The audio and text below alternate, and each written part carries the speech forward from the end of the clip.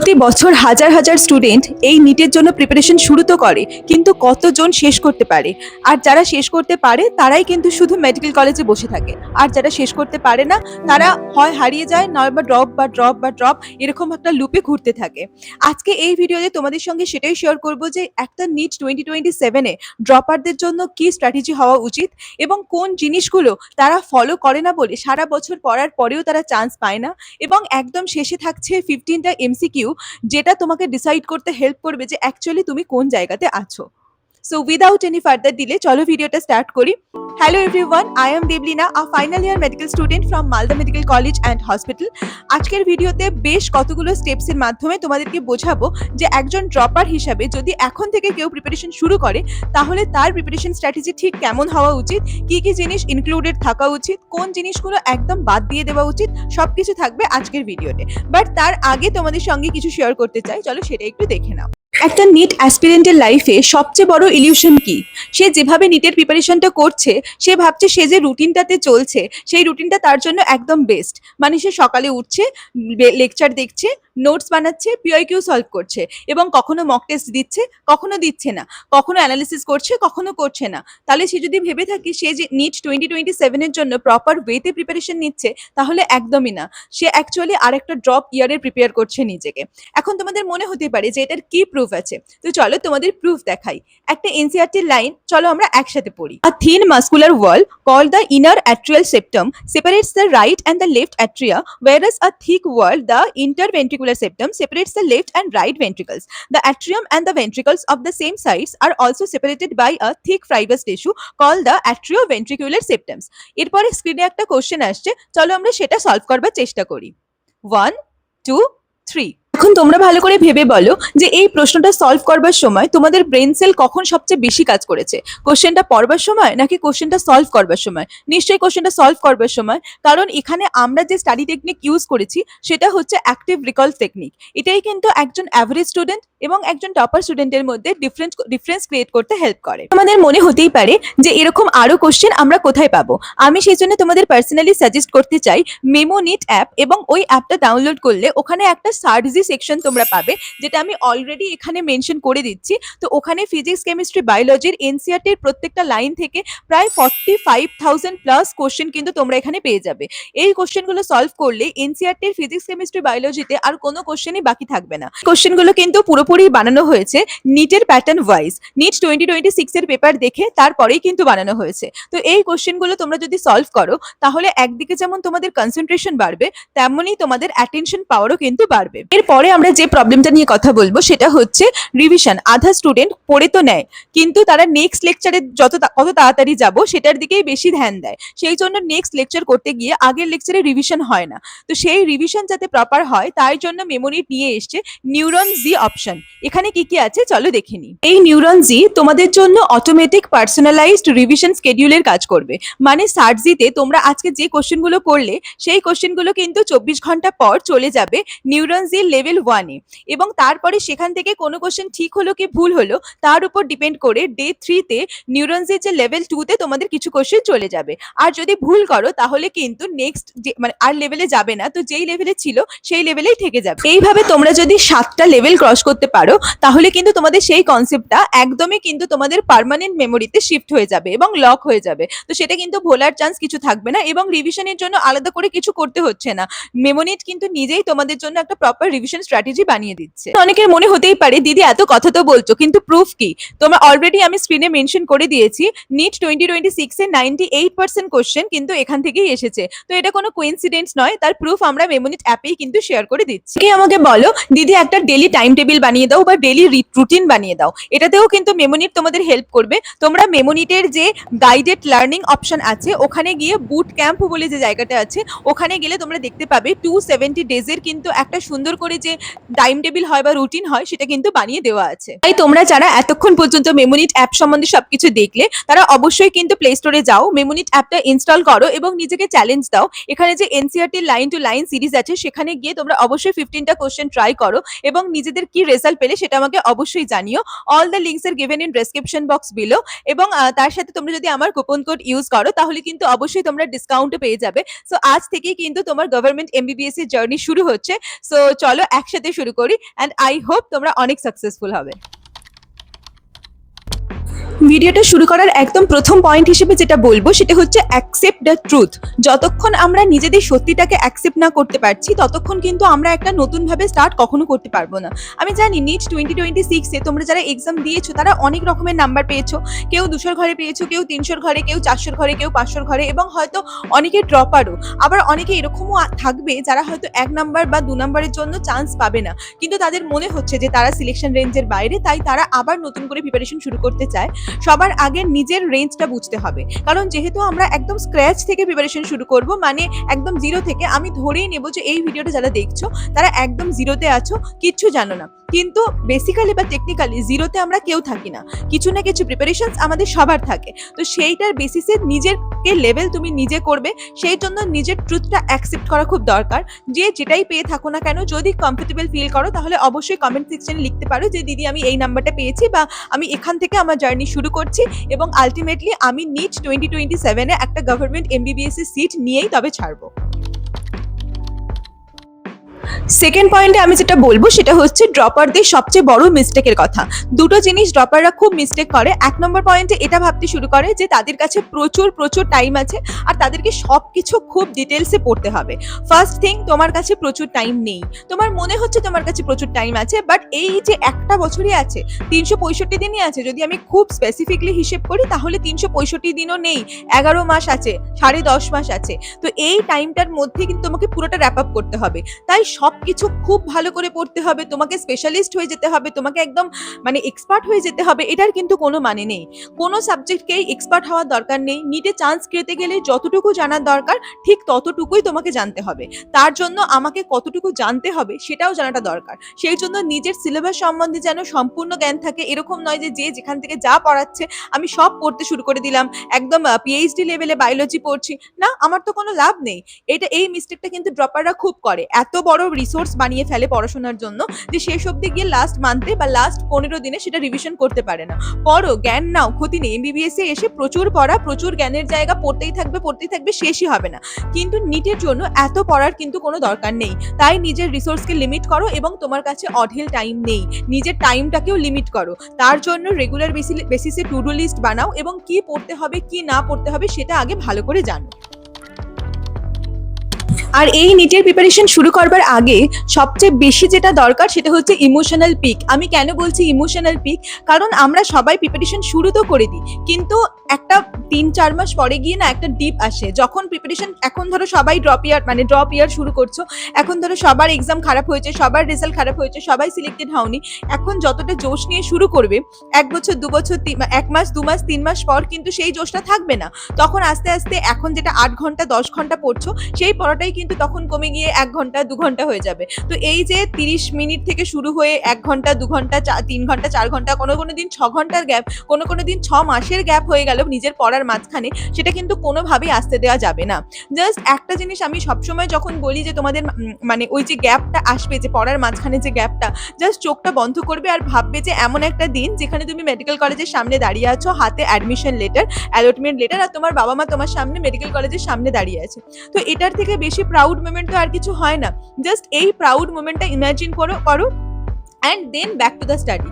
কারণ এই যে ড্রপ ইয়ারের জার্নিতে যদি একটা মানুষকে সবচেয়ে বেশি কিছু মোটিভেট করতে পারে সেটা হচ্ছে তার বাবা মায়ের স্বপ্ন, তার নিজের স্বপ্ন, এবং তার মেডিকেল কলেজে তার যে ড্রিম মেডিকেল কলেজ। হ্যাঁ, অনেকের কোনো ড্রিম মেডিকেল কলেজ থাকে না, বাট কিছু তো একটা থাকবে। সেটা কলকাতা মেডিকেল কলেজ হতে পারে, সেটা নর্থ বেঙ্গল মেডিকেল কলেজ হতে পারে, সেটা এনআরএস, আরজিকর, যে কোনো মেডিকেল কলেজ হতে পারে, যে আমি ওই মেডিকেল কলেজে যেতে চাই। আর যদি নাও থাকে, আমি যে কোনো একটা গভর্নমেন্ট মেডিকেল কলেজে যেতে চাই। তো এখন তো সমস্ত মেডিকেল কলেজের ফটো অ্যাভেলেবেল নেটে, তো তোমরা যে কোনো জায়গা থেকে তোটা দেখতে পারো। এই যে ড্রিমটা, এটা মানে সারা বছর যেন তোমার সঙ্গে সঙ্গে যায়। মানে নিটকে তোমাকে শয়নে স্বপ্নে জাগরণে রাখতে হবে, তবে গিয়ে এই এক্সামটা ক্র্যাক হবে। এই এক্সামটা টাফ নয়, কিন্তু এই এক্সামটা এত সহজও নয়, এটা বুঝতে হবে। অনেকে এই এক্সামটাকে খুব সহজ ভেবে নেয়, তাই জন্য প্রপারলি মানে প্রিপারেশনসই করে না। আর অনেকে আছে এক্সামটাকে খুব টাফ ভেবে নেয়, তাই মানে খুবই টাফের মতো করে প্রিপারেশন করতে শুরু করে। বাট এই এক্সামটা প্রিপারেশন করার একটা প্যাটার্ন আছে। এখন আমি ফেজ 1, ফেজ 2 আর ফেজ 3 তে সেই প্যাটার্নটা তোমাদের সঙ্গে ডিসকাস করবো। আবার প্রথমে বলবো ফেজ 1। ফেজ 1 হচ্ছে ওই টাইমটা যে প্রথম 3 মাস। এই 3 মাস লেকচার দেখার সবচেয়ে বেস্ট টাইম, কারণ এর মতো টাইম তুমি লেকচার দেখার পাবে না। আর এরকমও নয় যে আমি সারা জীবন ধরে লেকচার দেখতে আছি, কিছুই করছি না, শুধু লেকচারই দেখছি, এটা যেন না হয়। অনেকে আছে যারা বায়োলজিতে অনেক ভালো, তাদের জন্য আমি পার্সোনালি সাজেস্ট করবো বায়োলজিতে কিন্তু লেকচার দেখার কোনো প্রয়োজন নেই। তুমি যদি বায়োলজিতে সত্যিই ভালো হও তাহলে তোমার লেকচার দেখার কোনো দরকার নেই, ডাইরেক্ট এনসিইআরটি রিডিং দাও। এনসিইআরটি কতবার রিডিং দেবে? যতবার পারবে, ডাবল ডিজিটে, 20 বার, 30 বার, 40 বার। আর তার সাথে অবশ্যই 100 এমসিকিউ, যে কোনো চ্যাপ্টারের 100 এমসিকিউ, এটা খুব দরকার। সেকেন্ড, যদি আমি বলি ফিজিক্স আর কেমিস্ট্রি দুটোর কোনোটাই লেকচার ছাড়া হবে না, অবশ্যই লেকচার দেখো এবং প্রথম 3 মাসের মধ্যে সেটা যতটা পারবে 60% 70% কমপ্লিট করবার চেষ্টা করো, স্পেশালি ফিজিক্স অ্যান্ড কেমিস্ট্রি। কারণ বায়ো যদি শেষ অবধি বাকি থাকে বায়ো করা যায়, কিন্তু ফিজিক্স কেমিস্ট্রি যদি শেষ অবধি বাকি থাকে সেটা করার কিন্তু আমাদের কাছে কোনো রাস্তা থাকে না। এটা ফেজ 1 এর কথা বললাম। নেক্সট ফেজ 2 কি? ফেজ 2 আসবে 3 মাস পর, যেটা সবচেয়ে ক্রুশিয়াল টাইম, কারণ এই সময় তোমার দুটো কাজ, একটা হচ্ছে সিলেবাস কমপ্লিশনস আর একটা হচ্ছে রিভিশন স্টার্ট করা। সিলেবাস কমপ্লিশনস মানে কি? আমি যেখানে যেখানে যা বাকি আছে একদম ধরে 1-1.5 মাসের মধ্যে কমপ্লিট করব এবং তার সঙ্গে রিভিশন দেওয়া শুরু করব। রিভিশনের জন্য আমি একটা সেপারেট ভিডিও বানাবো, বাট এখন জাস্ট ওভারঅল আইডিয়াটা বুঝে নাও। নেক্সট আমি পরের 3 মাসের যদি কথা বলি, তাহলে ওই 3 মাস হচ্ছে ফাইনাল যে র্যাপ আপ 3 মাস। ওই 3 মাসে আমার মেন কাজ থাকবে ফুল মক টেস্ট দেওয়া, তার সঙ্গে অ্যানালিসিস করা এবং তার সঙ্গে যে শর্ট নোটগুলো আমি বানাবো ডিউরিং রিভিশন, সেই শর্ট নোটগুলোকে রিভিশন করা। শর্ট নোট দু রকমের হয়, মানে দুটো জিনিস তুমি শর্ট নোটে মেইনলি লিখবে। একটা হচ্ছে ইম্পর্টেন্ট জিনিস যেগুলো তুমি বারবার করে ভুলে যাও সেরকম, আর যে জিনিসগুলো তোমার এক্সামে ভুল হয়, মানে মক টেস্টে ভুল হয়, সেই জিনিসগুলো দুটো নিয়েই কিন্তু তোমার তৈরি হবে শর্ট নোট। অনেকেই বুঝতে পারেন না যে কি নিয়ে তৈরি হবে শর্ট নোট, কিসের কপি থাকবে, কি হবে, এইভাবেই কিন্তু মেইনলি শর্ট নোটটা তৈরি করা হয়। তাহলে ফেজ 1, ফেজ 2 আর ফেজ 3 তে আমি তোমাদের বুঝিয়ে দিলাম যে কিভাবে একটা প্রপার রোড ম্যাপের মাধ্যমে তোমরা ইজিলি নিটটাকে সিম্পলিফাই করতে পারো। নেক্সট আমি তোমাদের যেটা নিয়ে কথা বলবো সেটা হচ্ছে ডেইলি টার্গেট। দেখো, আমরা হয়তো এটা মান্থলি বেসিসে 3 মান্থসের টার্গেট নিয়ে তো কথা বললাম, কিন্তু ডেইলি টার্গেট যদি প্রপারলি না থাকে তাহলে কিন্তু কোনোভাবেই এই 3 মাসের টার্গেটগুলো অ্যাচিভ করা সম্ভব নয়। তো ডেইলি বেসিসে আমার কি টার্গেট থাকা উচিত? ডেইলি বেসিসে আমার একটাই টার্গেট থাকবে যে আমাকে প্রপার 8 to 10 আওয়ার্সের এফেক্টিভ স্টাডি করতে হবে। অনেকেই আছে, ধরো তুমি অনেকেই দেখবে নিটের সময় পুরো দিন বই নিয়ে বসে আছে, কিন্তু এফেক্টিভ স্টাডি নেই, হয় ফোন ঘাটছে, নাহলে কিছু একটা করছে, নাহলে কিছু একটা ভাবছে, নাহলে ওই বই পড়ছে, রিডিং দিচ্ছে, কিন্তু মাথার মধ্যে কিছু ঢুকছে না। তো 8 to 10 আওয়ার্সের এফেক্টিভ স্টাডি তোমাকে নিটের সময় কিন্তু করতে হবে। তার মধ্যে কিছু ক্রাইটেরিয়া অবশ্যই থাকবে। একটা হচ্ছে বায়োলজি তোমাকে পুরোপুরি পড়তে হবে, মানে এনসিইআরটি রিডিং দিতে হবে প্রতিদিনের তোমার স্কেডিউলে, যেটা বানাবে টু ডু লিস্ট, সেটাতে যেন অবশ্যই বায়োলজি থাকে, প্রথম জিনিস। সেকেন্ড জিনিস, যে কোনো একটা লেকচার, হয় ফিজিক্স লেকচার বা হয় কেমিস্ট্রি লেকচার যেন থাকে। আর থার্ড জিনিস, কোশ্চেন প্র্যাকটিস যেন না থাকে। কেউ তোমাকে নিতে বলবে না যে আমাকে এনসিইআরটি লাইন দিয়ে পড়ে শুনিয়ে দাও, না, ওই এনসিইআরটি থেকে কোশ্চেন আসবে। তাই পার ডে যেন 150 to 200 সব মিলিয়ে, বায়োলজি, ফিজিক্স, কেমিস্ট্রি মিলিয়ে যখন যেটা পড়বে সেটার যেন 100 to 150 বা 150 to 200 কোশ্চেন যেন পার ডে প্র্যাকটিস মাস্ট করা হয়। এটা তোমার ডেইলি স্কেডিউলের পার্ট হওয়া উচিত। নেক্সট আমি যেটা কথা বলবো সেটা হচ্ছে কি কি জিনিস করবে না। অনেকেই আমরা এটা জানি না যে আমরা কি জিনিস করব না ড্রপ ইয়ারে, তো সেটা একবার দেখে নিই। ফার্স্ট জিনিস আমি যেটা বলবো সেটা হচ্ছে প্রচুর পরিমাণে নোটস বানানো। অনেকেই আছে আমরা প্রচুর নোটস বানাতে থাকি। আমার নিজের এত নোটসের কপি ছিল, কারণ আমি কোনো বছর এরকম হয়েছে গোটা বছর শুধু নোটসই বানিয়েছি কিন্তু কিছু পড়িনি। তো নোটস আর রিভিশন এই দুটোকে যেন আমি প্রপারলি ওরিয়েন্ট করতে পারি, কারণ যদি নোটস আমি করতেই থাকি কিন্তু সেগুলো পড়ছি না, তাহলে আলটিমেটলি নোটস বানিয়ে আমার কোনো লাভ হচ্ছে না। এটা প্রথম পয়েন্ট। সেকেন্ড পয়েন্ট, মাল্টিপল জায়গা থেকে স্টাডি করা। আমরা না একটা টিচারের উপর ট্রাস্ট করতে পারি না, তো আমরা একই টপিক মাল্টিপল জায়গা থেকে পড়তে শুরু করি। তার জন্য এক তো আমাদের টাইম ওয়েস্ট হয়, দুই তো আমাদের সেই টপিকটা এতটাই আমরা প্রো হয়ে যাই না যে এক্সামে যেই জিনিস দেবে সেটাই পেরে যাব। আর যদি হয়েও যায় তো একটা টপিক থেকে তো মানে 45টা কোশ্চেন ফিজিক্সের আর 90টা কোশ্চেন বায়োলজির আসবে না, তাহলে ওটা ভেবে তো কোনো লাভ নেই। তাহলে আমি একটা চ্যাপ্টারে আমার প্রো হওয়ার থেকে সব চ্যাপ্টারগুলো অল্প অল্প করে পড়ে গেলে আমার ওভারঅল এক্সামটা ভালো হয়। তো এটা কোনোভাবেই করা যাবে না। থার্ড জিনিস যেটা বলবো, মক টেস্ট ইগনোর কোনো মতেই করা যাবে না। আজ থেকে না হোক, কাল থেকে না হোক, পরশু থেকে না হোক, 3 মাস পর থেকে মক টেস্ট দেওয়া শুরু করতেই হবে। মক টেস্টের পর অ্যানালিসিস আমরা ম্যাক্সিমাম জন করি না, সেটা আমাদের করতে হবে। দেন আমরা রিভিশন অনেকে দিই না, রিভিশন না দিলে কিন্তু সিলেকশন হবে না, কোশ্চেন প্র্যাকটিস না করলে কিন্তু সিলেকশন হবে না। আর একটা মস্ত বড় ভুল যেটা আমরা করি, অলওয়েজ নিজেকে অন্যের সাথে কম্পেয়ার করি। এটা একদম করা যাবে না। ড্রপ ইয়ারে নিজেকে অন্যের সঙ্গে কম্পেয়ার করা যাবেই না, কারণ আমি আমার মতো করে পড়বো, আমি আমার মতো করে এক্সাম দেবো, আমার কিছু স্ট্রং পয়েন্ট থাকবে, আমার কিছু উইক পয়েন্ট থাকবে। কেউ অন্য কোনো চ্যাপ্টার ভালো করছে বলে আমাকেও সেটা ভালো করতে হবে, এটার কিন্তু কোনো মানে নেই। তাহলে এটা করলে আমি নিজেই নিজের উপরে বোঝা বাড়াচ্ছি, নিজেই নিজের উপরে চাপ বাড়াচ্ছি। অনেক সময় এরকম হয়, ধরো দুটো ফ্রেন্ড একসঙ্গে এক্সাম দিতে যাচ্ছে, তখন তারা নিজেদের মার্কস নিয়ে কম্পেয়ার করছে। না, তার থেকে বেটার না এফেক্টিভ ওয়েতে যদি আমরা দুজনে ডিসকাস করে নিতে পারি, তোর কি ভুল হলো, আমার কি ভুল হলো, তাহলে কি হবে? তাহলে তার ভুলগুলো আমি শিখলাম, আমার ভুল থেকে সে শিখলো, আলটিমেটলি দুজনেরই লাভ হলো। তো আমার তো কম্পেয়ার নিজেকে করে লাভ নেই। অনেকে আছে টপারদের সঙ্গে কম্পেয়ার করতে শুরু করে দেয়, কেউ 720 720 পাচ্ছে, তার সঙ্গে কম্পেয়ার করতে শুরু করে দেয়। আমার কি 720 লাগবে সিলেকশনের জন্য? আমার তো 600 650 নাম্বার হলেই আমি একটা ডিসেন্ট মেডিকেল কলেজ পেয়ে যাবো। তাহলে আমার লাভ নেই না কারোর সঙ্গে নিজেকে কম্পেয়ার করে। তো এই comparing yourself during your drop year, এটা একদম ওয়ার্স জিনিস। এটা নিজের মধ্যে থেকে যত তাড়াতাড়ি বের করবি, তত কিন্তু তোরা সিলেকশনের দিকে এগোবি, তত পজিটিভ মাইন্ডসেটের দিকে এগোবি। কারণ আমি একটা জিনিস সবসময় বিশ্বাস করি যে আজকে যে আমার কোনোদিনই এটা উদ্দেশ্য হওয়া উচিত নয় যে I want to be a better human being আর বেটার পার্সন আর বেটার স্টুডেন্ট দ্যান আদার্স। এটা কখনোই হওয়া উচিত নয়। আমার কম্পিটিশন আমি নিজে।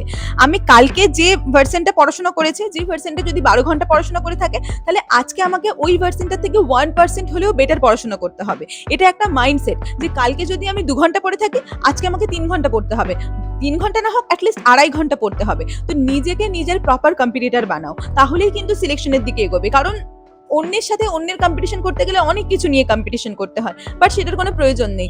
নিজেকে নিজের কম্পিটিটর বানাও এবং নিজেকে কালকের থেকে আজকে একটা বেটার হিউম্যান বিং বা একটা বেটার স্টুডেন্ট করে তোলার চেষ্টা করো, যেটা তোমাদের অনেক বেশি হেল্প করবে ওই প্রপার ডেস্টিনেশনের দিকে এগোতে। দেন আমি দুটো জিনিস নিয়ে কথা বলবো, একটা হচ্ছে নিটের গোল্ডেন কিছু রুল আর ডেইলি টাইম টেবিল কেমন হওয়া উচিত। প্রথমে বলবো গোল্ডেন রুল। দেখো, যে কোনো চ্যাপ্টার যখনই তুমি পড়বে, সেই চ্যাপ্টারটাকে সব মিনিমাম কতবার পড়তে হবে? ম্যাক্সিমাম তো তুমি ডাবল ডিজিটে পড়তে পারো, মিনিমাম 3 to 4 টাইমস রিভিশন করতেই হবে। এই যে 3 মাসে, প্রথম 3 মাস ফেজ 1 এ 3 মাসে 3 to 4 টাইমস রিভিশন এক একটা বায়োলজি চ্যাপ্টারকে করতে হবে এবং মিনিমাম প্রত্যেকটা চ্যাপ্টার থেকে 100 to 150 এমসিকিউ কিন্তু সলভ করতেই হবে। ওইটা না করে সেই চ্যাপ্টার থেকে কিন্তু এগোনো যাবে না, ঠিক আছে? প্রথম জিনিস এটা। সেকেন্ড জিনিস, ফিজিক্স বা কেমিস্ট্রির ক্ষেত্রে যে লেকচারগুলো কমপ্লিট হচ্ছে, সেই লেকচারগুলো পরের দিনের লেকচারটা শুরু হওয়ার আগে সেই লেকচারটা যেন একবার চোখ বুলিয়ে দেখে নেওয়া হয়। যে এমসিকিউ গুলো করিয়েছিলেন স্যার, যে কোশ্চেনগুলো স্যার করিয়েছিলেন, সেইগুলো যেন অবশ্যই মেনশন থাকে, ঠিক আছে? মানে সেগুলো যেন অবশ্যই তোমার মাথায় থাকে যে আমি দেখছি কি কি করিয়েছিল স্যার, দেখে তারপরে এগোনো। দেন আমি ডেলি টাইম টেবিলের কথা বলি, হতে পারে নাইট আউল বা মর্নিং পার্সন যারা আর্লি বার্ড, তাদের জন্য আলাদা আলাদা টাইম টেবিল থাকে, বাট জেনারেলাইজ ওয়েতে একটা টাইম টেবিলের মধ্যে ফিজিক্স কেমিস্ট্রি বায়োলজি তিনটেই থাকা উচিত। সেটা সকাল থেকে শুরু হোক বা রাতে পড়ো, যখনই পড়ো।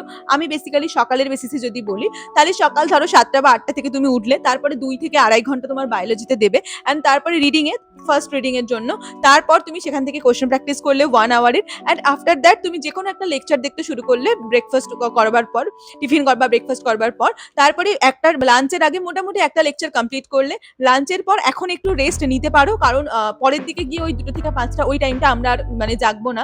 কিন্তু এখন একটু অন্তত মানে মিনিমাম যে ন্যাপটা হয়, সেই ন্যাপটা নিয়ে, শর্ট ন্যাপটা নেওয়া উচিত। ওই ন্যাপটা দিলে তাহলে পরবর্তীকালের ডেটা অনেকটা ভালো হবে, কারণ এখন আমরা যদি একটু রেস্ট না নিই, তাহলে আপার হাফের যে ডেটা, ওটা আমরা এফেক্টিভ করতে পারবো না। এখন আমাদের মানে সকালে বিকালে রাত সবগুলোকে আমাদের এফেক্টিভ স্টাডিতে পরিণত করতে হবে। তো সেই জন্য ওটা খুব দরকার। তারপরে আমরা ওইটা আবার একটা ধরো যেটা লেকচারটা দেখলাম তার কোশ্চেন প্র্যাকটিস করলাম, আর সন্ধ্যাবেলা যদি পসিবল হয় আর একটা কোনো লেকচার দেখলাম, হয়তো কোশ্চেন প্র্যাকটিস করতে পারলাম না, সেটা পরের দিন করলাম, ঠিক আছে? এইভাবে 3টে সাবজেক্টকে রেগুলার বেসিসে পড়া যেতে পারে। যদি কারোর পক্ষে এটা মনে হয় যে এটা হচ্ছে না আমার জন্য, আমি হয়তো একটা চ্যাপ্টার করবো, বা আমি হয়তো আমি হয়তো 2টো সাবজেক্ট করবো, তাহলে হয়তো তুমি 2টো সাবজেক্ট করতে পারো। অনেকের মনে হয় যে আমি একটা সাবজেক্টই প্রতিদিন পুরো দিন পড়বো, এটা আমি সাধারণত কাউকে প্রেফার করতে বলবো না, কারণ একটা সাবজেক্ট পুরো দিন পড়লে এফেক্টিভনেস থাকে না। যদি তুমি সাবজেক্ট পাল্টিয়ে পড়ো, তাহলে সেটা অনেক বেশি হেল্পফুল। সো আমার মনে হয় এই জিনিসগুলো আমি তোমাদেরকে র্যাপ আপ করতে পারলাম। এছাড়া ড্রপারদের জন্য আরো অনেক কিছু বলার আছে, সেটা একটা ভিডিওতে পসিবল নয়। আমার পক্ষে যতটা বলার দরকার আমি ততটা বললাম। শুধু একটা কথাই বলবো যে এই জার্নিটা ইজি হবে না, এই জার্নিটা খুব লং জার্নি হবে, আর সবাই এই জার্নিতে শেষ অবধি টিকেও থাকতে পারবে না, কিন্তু যারা টিকে থাকতে পারবে আলটিমেটলি তারাই গভর্নমেন্ট মেডিকেল কলেজে সিট পাবে। So that's it for today's video. See you in next video খুব তাড়াতাড়ি। ততক্ষণ পর্যন্ত খুব ভালো করে পড়াশোনা করতে থাকো, আর দেখা হচ্ছে পরের ভিডিওতে খুব তাড়াতাড়ি। বাই।